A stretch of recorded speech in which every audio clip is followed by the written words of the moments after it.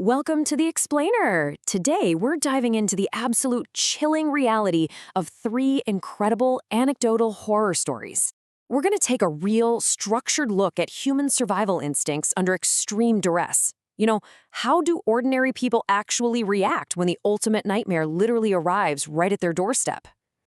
I want you to close your eyes for just a second. Well, actually, scratch that. Keep them open if you're taking notes. But seriously, just imagine the visceral terror of looking at your window into the pitch-black woods, only to realize someone is looking back at you. And they're not just looking, they're gently tapping a knife on the glass over and over with this deranged smile. This isn't some Hollywood movie script, guys. This is a real situation someone actually lived through in the secluded woods of North Idaho. So it really begs a highly uncomfortable question. How safe do you actually feel in your own home? I mean, we lock our doors, we draw our blinds, and we just kind of assume we're totally insulated from the outside world. But how sturdy is that baseline comfort of modern life? To really set the stage for our case studies today, we've got to examine the psychological walls we build before the physical ones are breached. Section 1. The illusion of safety. Basically, every terrifying situation starts with this false sense of security. It's exactly what makes the impending threat so incredibly shocking when it finally shatters. There's this huge, stark contrast between expectation and reality here. In the 3 case studies we're looking at from today's sources, the expectation of safety started out really high.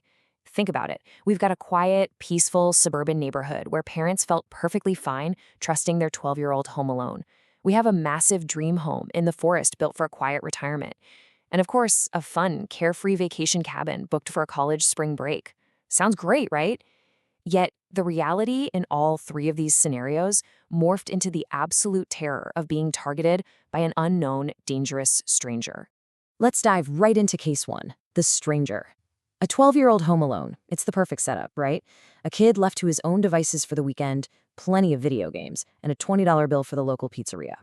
But that routine pizza delivery takes a seriously dark turn. The driver, this 30-something guy with a long beard and glasses, takes the cash, literally looks right past the kid into the empty house, and asks this incredibly creepy question.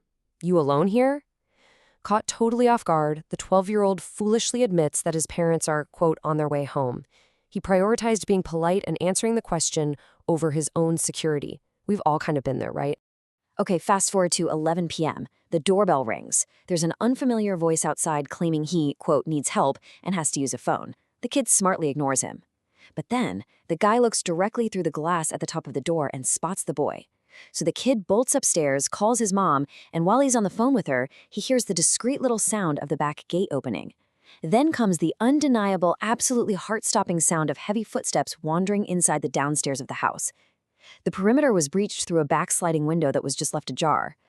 Now, what brilliantly illustrates survival here is the kid's reaction. It's practically a masterclass. First, he flat out refused to open the front door. Second, he immediately called his parents, who called the cops.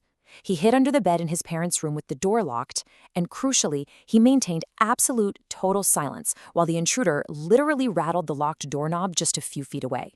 Thankfully, he survived unharmed. The intruder bolted right before the police showed up, and the suspect, that delivery driver named Phil, mysteriously vanished from his job the very next day. Wild, right? Moving on to case 2, the woods. A cabin in North Idaho. Picture this. Deep in the backcountry, a teenager and his girlfriend are watching a movie in this massive, completely isolated basement theater room. Here's the thing about the fight or flight response, that automatic physiological reaction to something stressful or terrifying. Before this teenager even saw anything, his body just knew. Around midnight, he was suddenly overwhelmed by this intense fight or flight feeling. His heart is pounding, and he just can't stop staring at the uncovered windows facing the pitch-black woods outside. He felt like he was being watched. So after his girlfriend leaves, he goes to turn off the lights, and that is when he sees him. A homeless-looking man with a deranged smile, staring right through the glass, gently tapping a knife against it. Now, over the next few weeks, the nightmare completely escalated. The family would hear this faint, metallic tapping on the glass at 3 a.m. And when winter finally hit, those terrifying sensory details turned into undeniable physical evidence. We're talking fresh human footprints in the snow, heavy and deliberate, circling the entire massive house, stopping at every single window as if he was searching for the teenager inside. So the absolutely crucial point to take away from this is the proactive countermeasures the team took.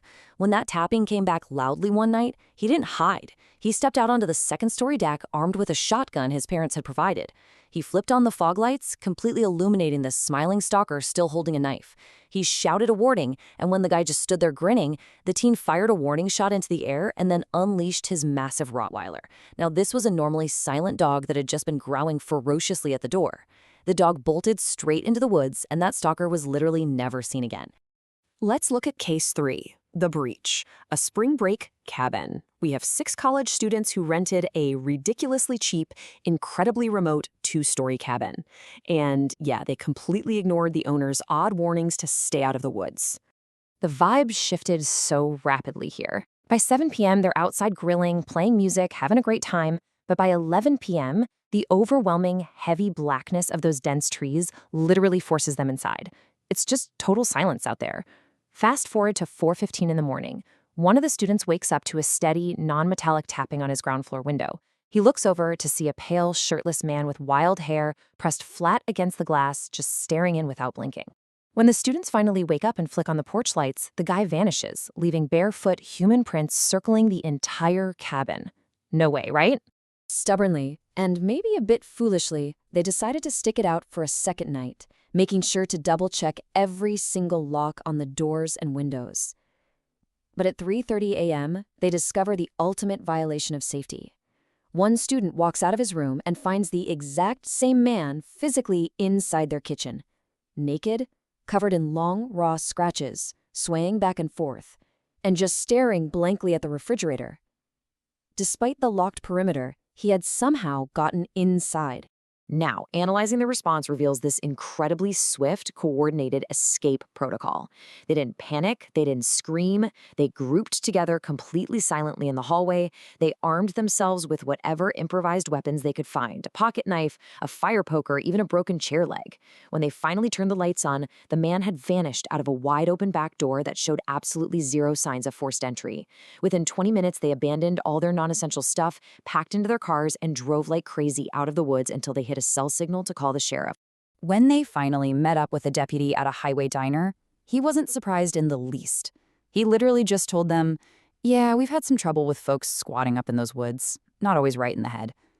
He gave this chillingly casual response, which just perfectly illustrates that these horrific anomalies aren't always isolated mysteries. Sometimes they're just known, unchecked dangers lingering right at the edge of rural properties. Which brings us to the final section, surviving the unthinkable.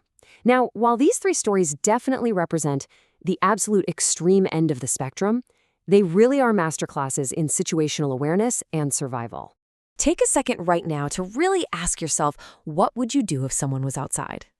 If you saw a silhouette against the glass or heard crunching footsteps in the snow outside your bedroom window, what is your immediate plan? Bringing these lessons directly into our own homes is exactly how we extract real value from these terrifying case studies. So, let's synthesize the common survival tactics from all 3 scenarios into a clear, actionable mental framework. First, always trust your sudden biological instincts. If you feel like you're being watched, act like you are. Second, maintain absolute silence to conceal your exact location inside the house, just like that 12-year-old kid did. Third, secure both interior and exterior perimeters. Lock your bedroom doors, not just the front door.